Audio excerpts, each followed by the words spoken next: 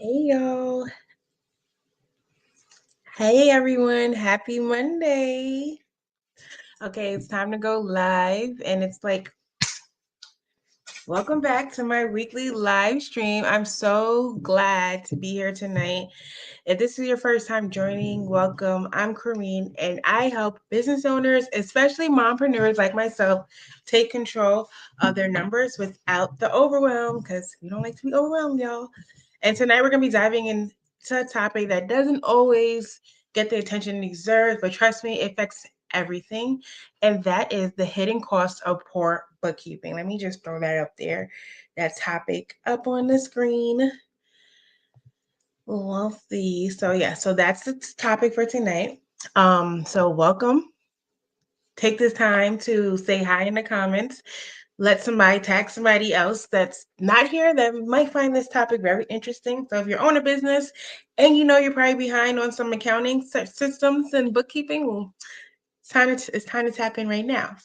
So you might not see the price tag right away, but if your books are a mess, you're definitely paying for it some way, somehow. Let me just hop into a really quick story. As y'all know, I've been doing this for many years. We've been in business for over 10 years, 11 years this July, and we've seen a lot. I always have stories. I'm going to always have some stories. So a few years ago, I was working with a client who was doing great in sales. Like on paper, she should have been thriving, but every month she was stressed about cash, behind on her taxes, and had no idea where the money was going. Turns out her bookkeeping was months behind. She wasn't tracking expenses properly and had vendors she forgot she owed and missed a few tax deadlines, which was racking up on lots of penalties and interest, all because she didn't have a system or routine. And the worst part, she didn't even realize how much it was going to cost her until we cleaned it up, right? So let's break this down. First thing, tax penalties and missed deductions. You could be leaving money on the table or overpaying the IRS. So you're overpaying the IRS if you're not putting the right deductions up there. And then on top of that, if you are being late in filing your tax returns or not doing your estimated tax payments, those are penalties. That's extra, that's money that you are losing. Okay. Next thing, cash flow confusion. Not knowing what's coming in or going out makes it impossible to make smart decisions. And then lost time. You end up scrabbling during tax season instead of focusing on growth. Like your focus should be focused on making the money for the business, right? Not focus on getting the paperwork together for your taxes and tax accountants. Like basically most of my clients that are with us right now, all of them, all we do at the end of the year, by January, February, we can just go to their P&L, go to QuickBooks and print out a report that's ready for taxes. That's how simple it could be, okay? And there's no time lost. They can continue focusing on their beauty supply store, their curriculum, whatever they're doing for their business. They can focus on that. Okay. Next thing, stress. Yep, that's constant financial anxiety. Poor bookkeeping is often the culprit to that. So overwhelm, like I said, that will help us avoid the stress. Okay. So, how to avoid it? Here's what I tell my clients. Number one, use a bookkeeping software that fits your business. Don't try to wing it in Excel forever. Like if you're using Excel, yeah, that's great if it's working for now, but don't try to keep doing that forever. Find you a software. Next, create a weekly or monthly routine. Yes, I said routine to reconcile, categorize, and check for errors. You want to figure it out. Okay, figure out whatever your slow time of the month or the week is and do your bookkeeping then. Okay. And for me, I always tell my clients, if you're not a night person, don't do your books at night. Don't do it at nights. Okay. Just don't. Whatever you're not something in, like if you're not a morning person or not a night person, figure out the time where you're like at your peak and like you're really alert and can focus. Because numbers can get a little crazy when you're overwhelmed and upset and tired. Okay. Next, get help if you're falling behind. Whether it's a virtual bookkeeper or joining support group like ours, which is Do It Yourselfish Bookkeeping Collective, you don't have to figure this out all alone. Get the help. That's what you need to do.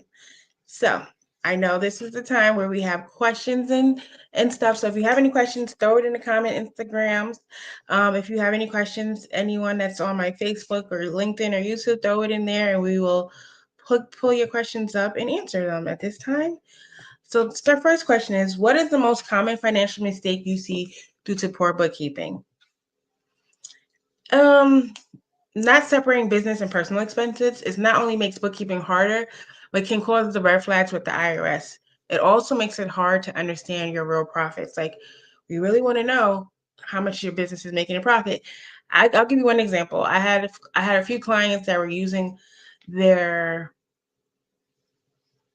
business debit card or a business credit card as for personal uses. So basically, they have all these expenses. So it looks like they're having maybe most likely having like they're not going to owe taxes basically because they have all these expenses. But it turns out that most of those transactions were personal. So we had to eliminate the personal transactions, especially the ones that legitimately cannot be used for the business. And it turned out that their business actually it didn't have a loss. It actually had a profit because that all those transactions, we actually transferred them over to owner drawers or whatever. So next question. Is it okay to wait until the end of the year to organize my books? If you don't need it, yeah, no. I wouldn't recommend it. Waiting means you miss opportunities for tax planning and you may forget key expenses. So it's much easier and more accurate to do it monthly or at least quarterly. But I say get it done every month.